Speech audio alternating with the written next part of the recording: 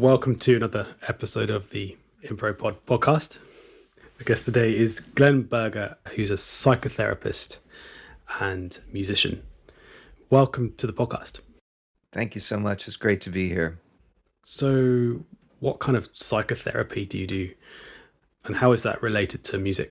I should probably start out by saying that when I was 17 years old, I had the incredible experience of working at one of the greatest recording studios of all time, a place called A&R Studios in New York. And I was mentored by Lifetime Achievement Grammy Award winning producer engineer Phil Ramone. Phil is featured, by the way, in the recent documentary about Billy Joel. He produced all of Billy's biggest hits as well as many other projects. And at that studio, I got to work with some of the greatest artists of that time, including Bob Dylan and Frank Sinatra and Mick Jagger and Steely Dan. One of the proudest accomplishments for me was working on the soundtrack for the film All That Jazz. That was an extraordinary experience learning about film music. And as I like to say, when you work on an album, as we would sometimes do for a year, the space between the notes would get bigger and bigger. So I felt that I was really able to penetrate music on a very, very deep level by being with these folks and being that recording engineer. It was also a world of sex, drugs, and rock and roll. And after about 20 years in the business, I was completely burnt out. I'd pretty much destroyed my life with drugs and adultery and things like that. I was completely lost. And I had this transformative experience where I had this revelation that I needed to change my life. And I decided to go back to school. I'd never gone to college because I was right in the studio at 17. And what I decided to study was how I had gotten so lost. And if I could figure that out and how to find myself again, maybe I could help other people do the same thing. And that's been my journey for the last many decades. And that's what led me to become a psychotherapist. So I work with all kinds of people, but I do work with a lot of artists, a lot of creative people, a lot of musicians, a lot of actors, a lot of composers. I love working with artists, and I am one myself. I really understand the process and the pain that goes along with being an artist, especially in the world that we live in today. There's always going to be that overlap between my loves of art, music, and psychotherapy. And clearly they both involve a lot of listening. So we try to listen with the third ear and listen deeply. So I'm going to play you a piece of improvised music, and I'd like you to tell me what it makes you think of. So that's anything that comes into your mind. Don't analyze it too much. Very good.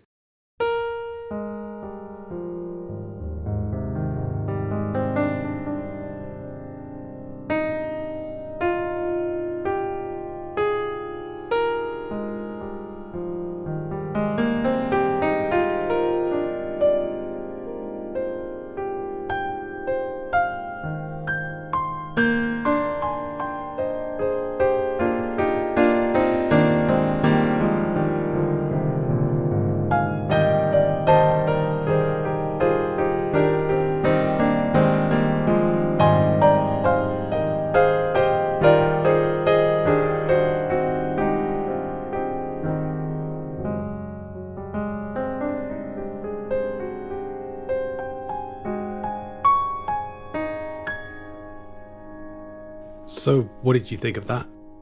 It reminded me of a trip that I had on mushrooms many, many years ago,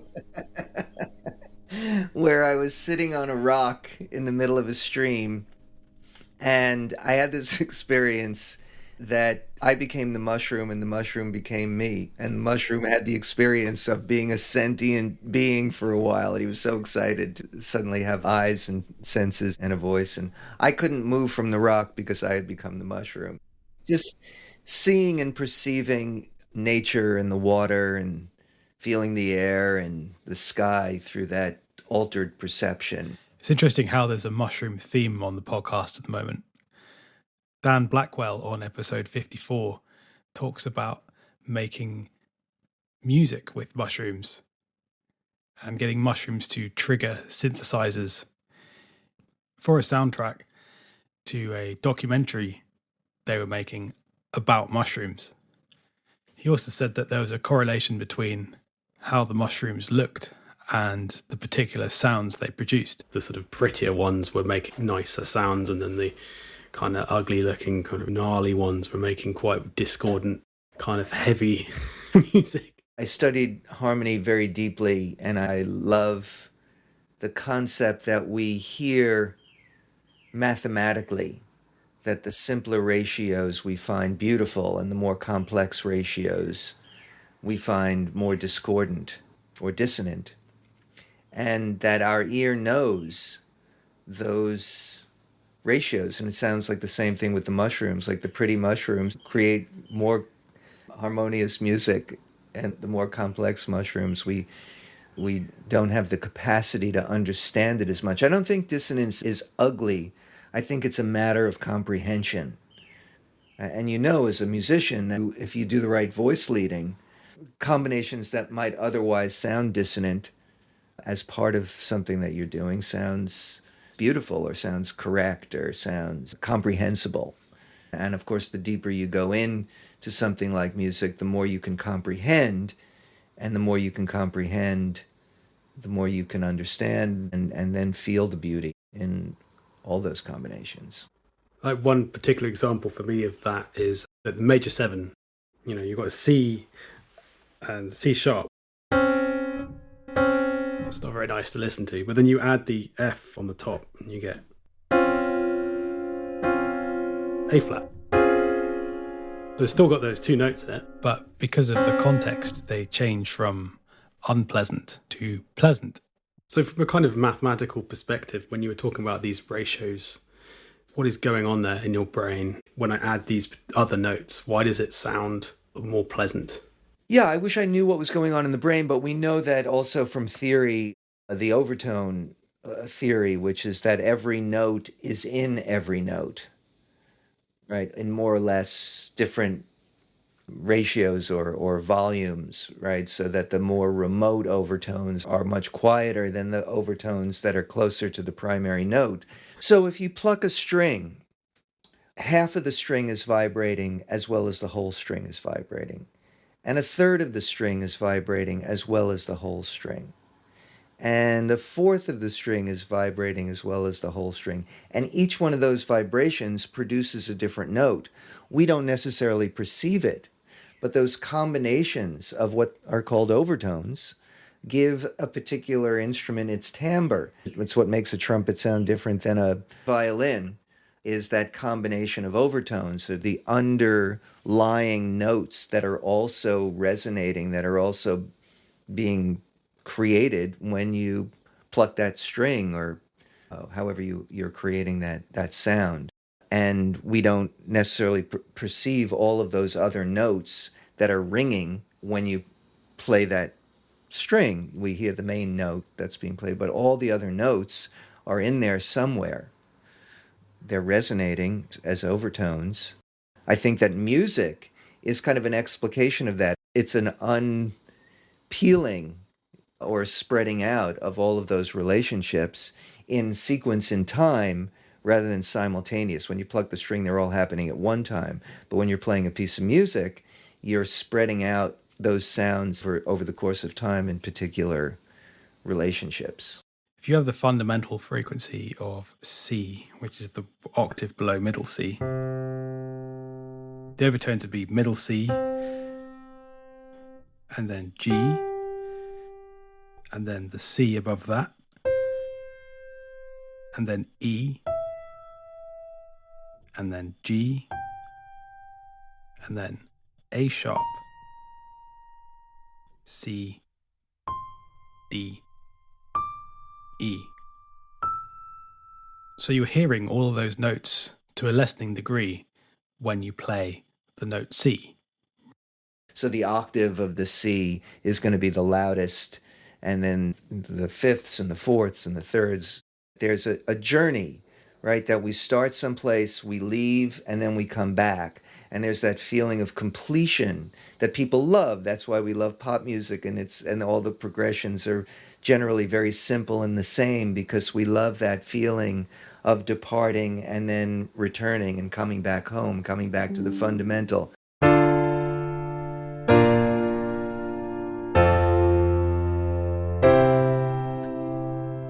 And so there's something in our brain that's searching for what's embedded in those notes that we're hearing. So there's something that says, "Oh no, I'm not home. I'm not resolved." And then we get that feeling, that experience of resolution, because we're actually perceiving, I think, those harmonic relationships when we hear any particular note. I don't know what the pleasure is in simplicity, but I think our brains also line up and vibrate with those simple relationships. And do you have any idea why certain music makes you think of certain things? So we know that memory works by associative networks. Now, there's a lot about this that I think nobody really understands. But we know that when you have a particular experience, it lights up a certain network of neuronal connections in the brain. So when something happens in the present that evokes or associates to something in the past, that network gets lit up. So there are so many associative qualities.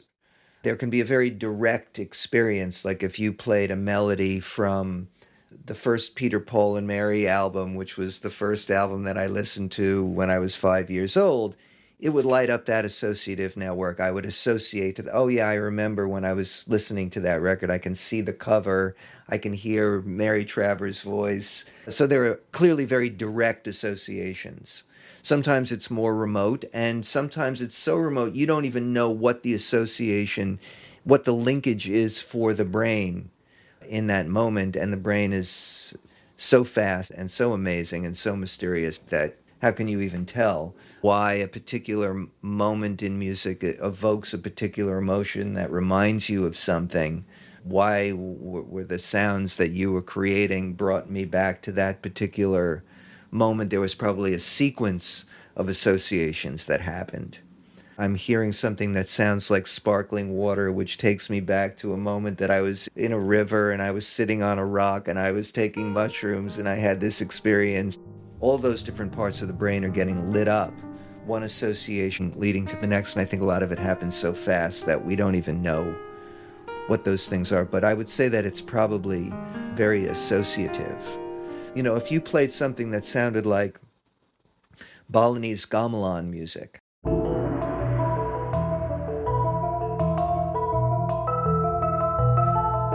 now, I've been to Bali, and I know what that music sounds like, and I loved it, and I had amazing experiences being there.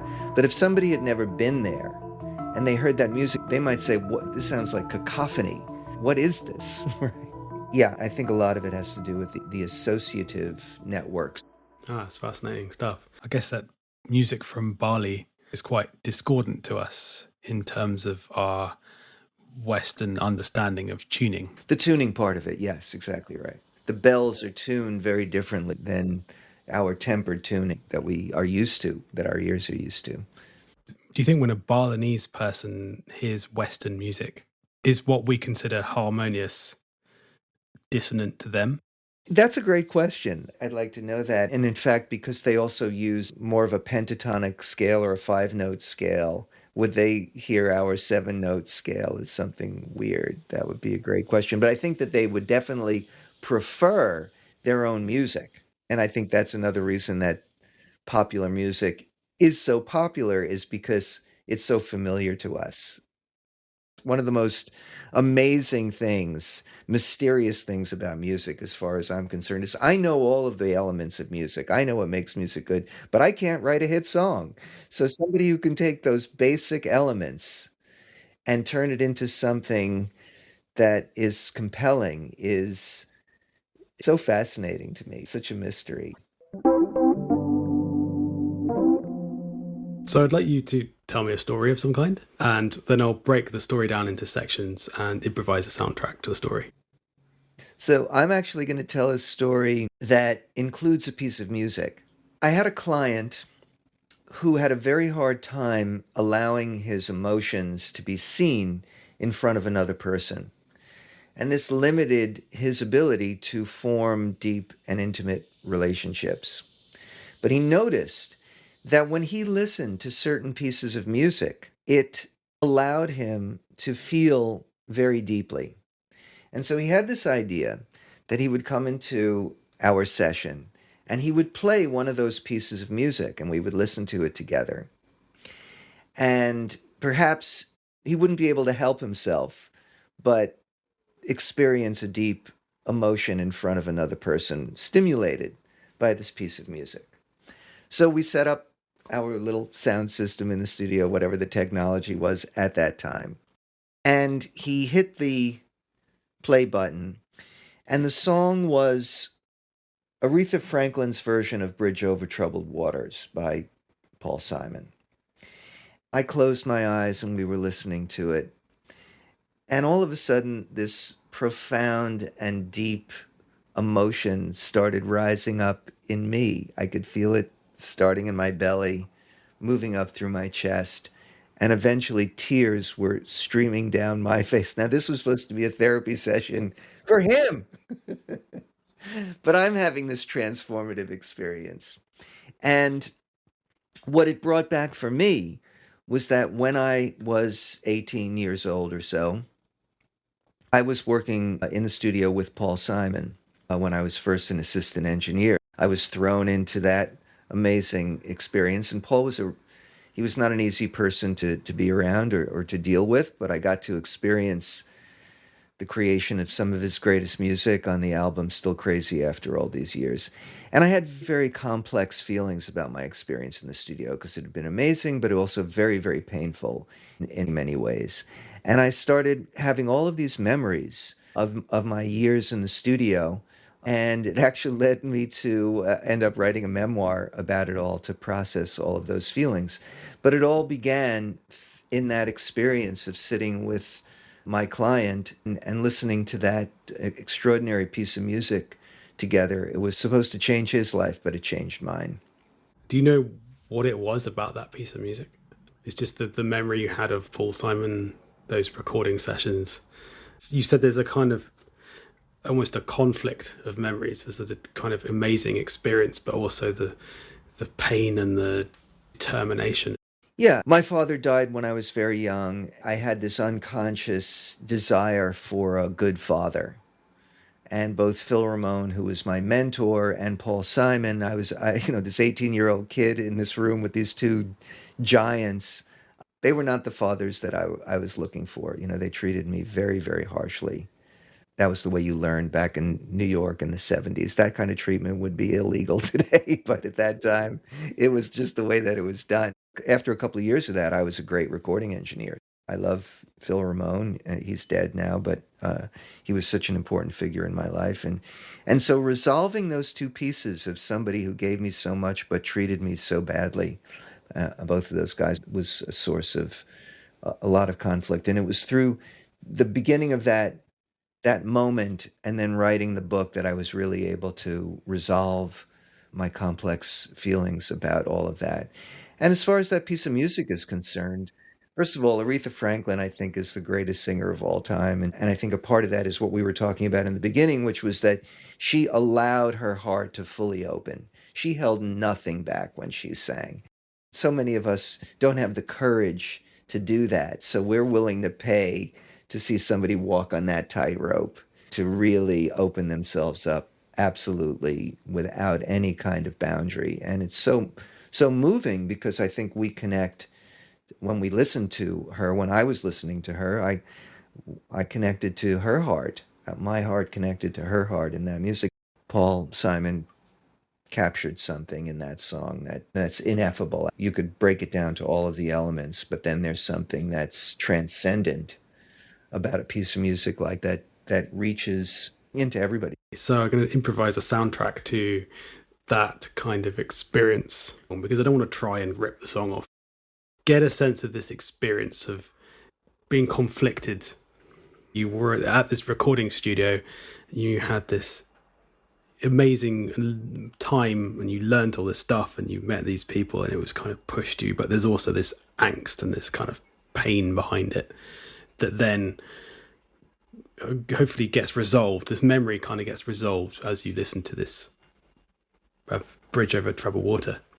So I'm going to try and get a sense of that as a more of a complete thing rather than trying to reference the song, because that could be tricky.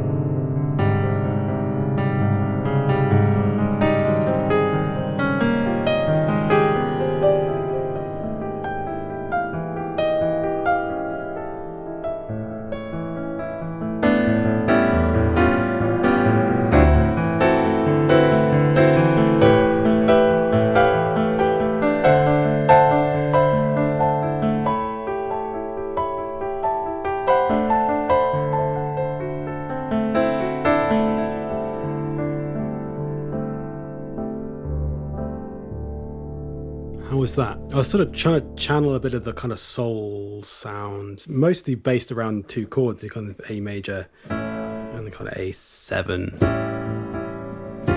It's like A and D, and then kind of playing with these extensions of the sevens. And then for the kind of idea of the sense of the struggle and the pain, just departing from the key, going quite dissonant, a bit out there, a bit kind of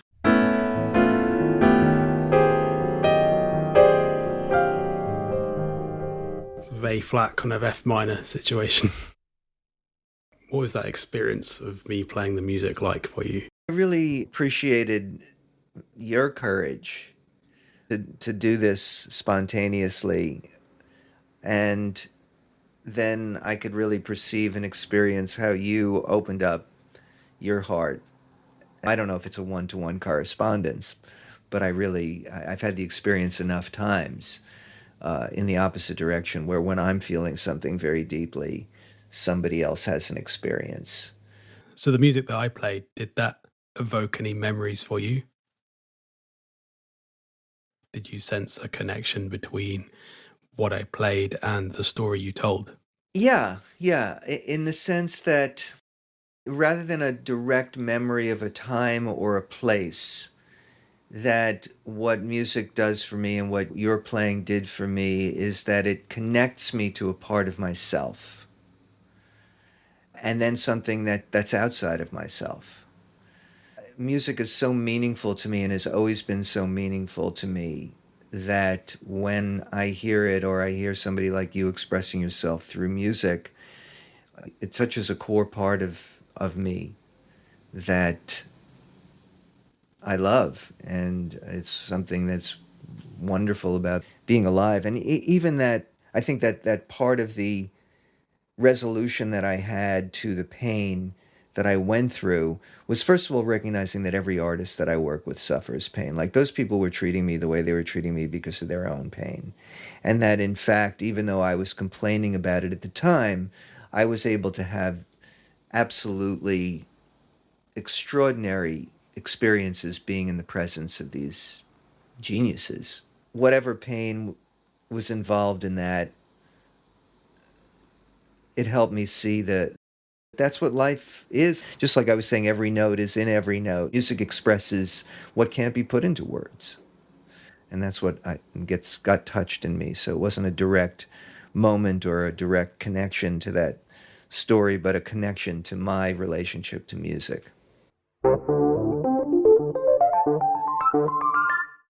So would you like to tell me another story? Something possibly a bit simpler?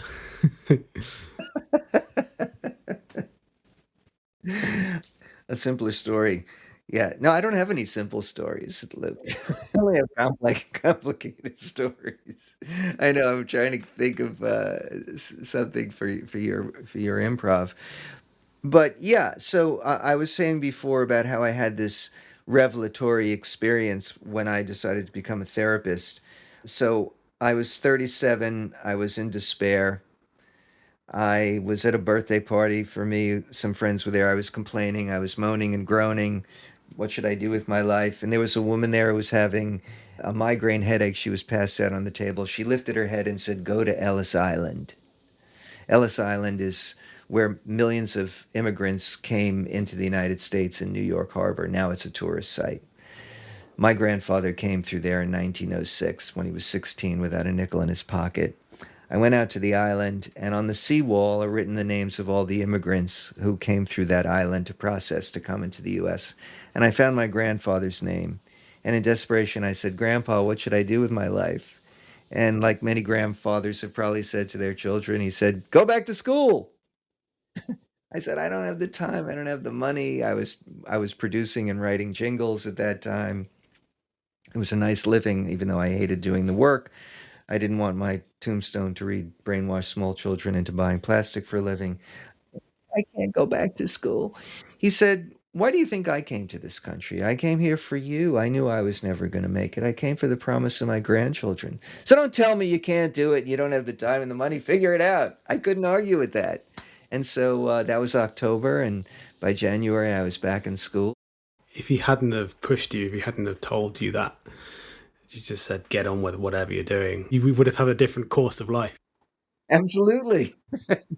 So in terms of the music then, if there was a kind of an emotion or a change in emotions attached to that story, attached to what your grandfather said to you, maybe your hesitancy to take his advice, what would that be? Yeah, so I would say that the emotion starts out as despair and being lost. And then there was this feeling of when you're standing on the precipice of something, that there's fear and reluctance and resistance. And then it was as if the clouds parted. In fact, when I came back to shore, all the colors seemed brighter.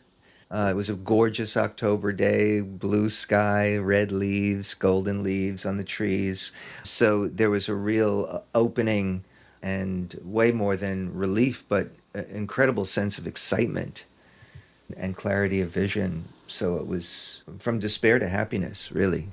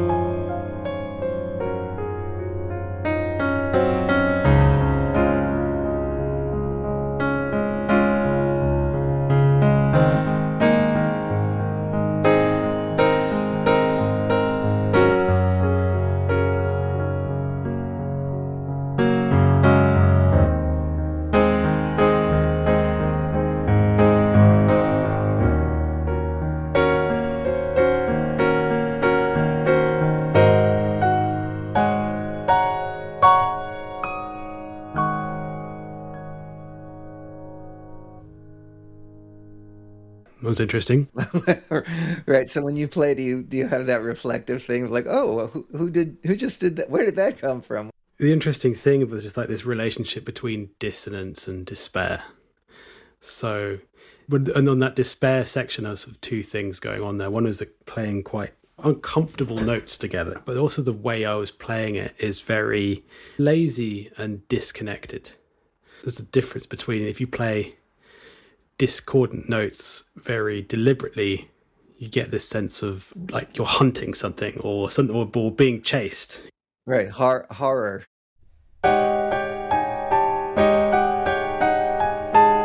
I was sort of taking this very lazy approach, this very kind of disconnected, visualizing the despair somehow in my mind, and that becoming more harmonious and then gaining more purpose, thinking about this idea of gaining more purpose.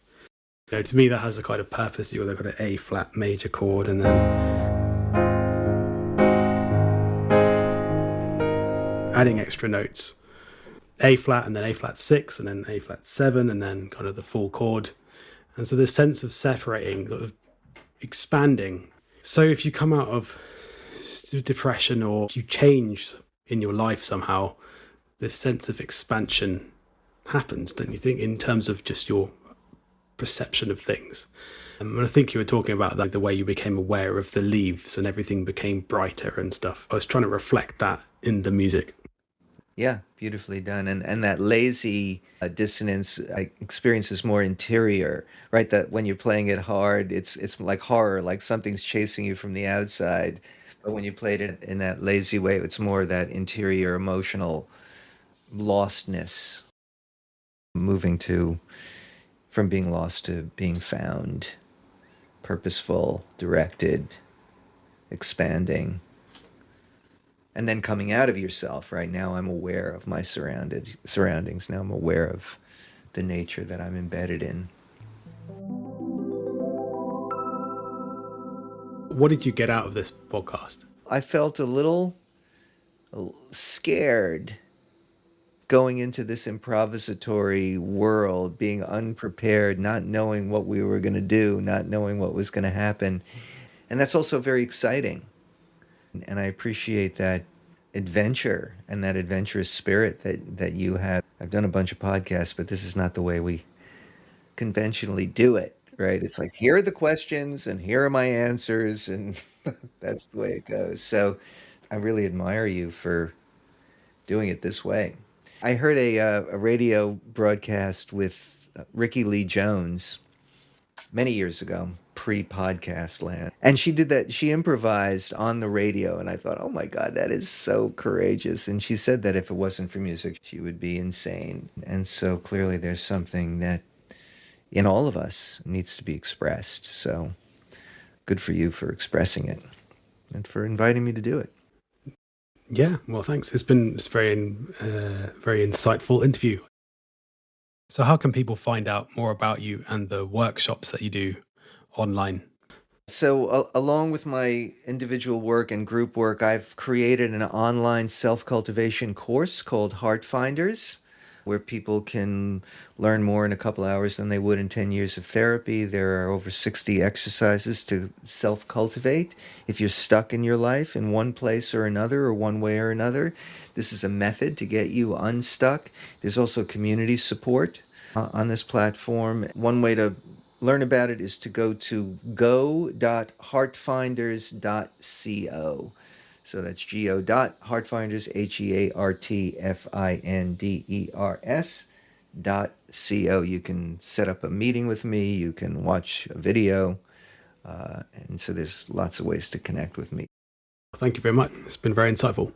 Join us again for another episode of ImproPod. Thanks for listening.